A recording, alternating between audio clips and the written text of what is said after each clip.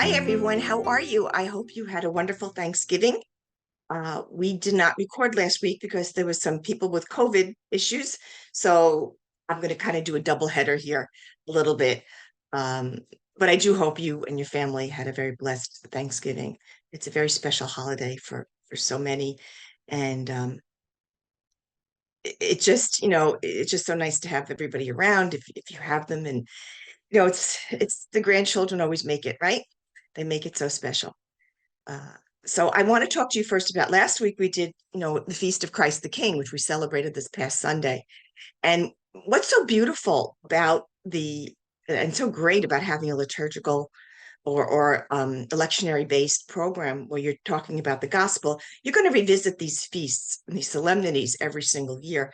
So we're back to Christ the King again this year, and the children, what they remembered from last year, in talking about Christ the King. So what happened this past Sunday in my parish, there was a special song played for the priest who was celebrating. He had come from another diocese, and for some reason, they had this great big diocese event, and it was hosted at his parish. And Michael Jonkis, the songwriter, liturgist, wrote a special song, and they played it at this mass. He does not expect it. So it was full choir. It was, kettle drums and trumpets. It was just so beautiful. And when I just, when I heard it, it was just very moving and all that. So I met with the children this week. They're getting very close to Jesus's friend and Jesus, who does what Jesus does.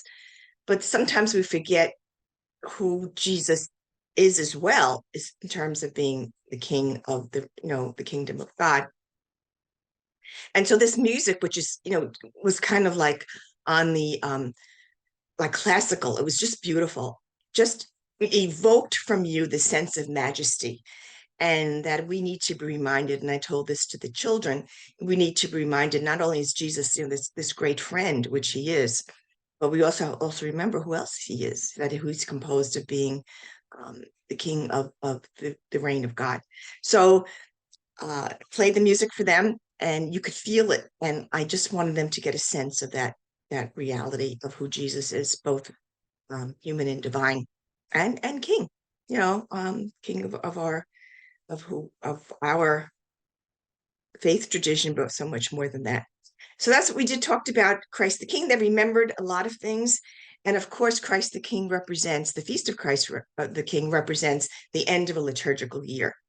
And we begin the new liturgical year this coming weekend with the first Sunday of Advent.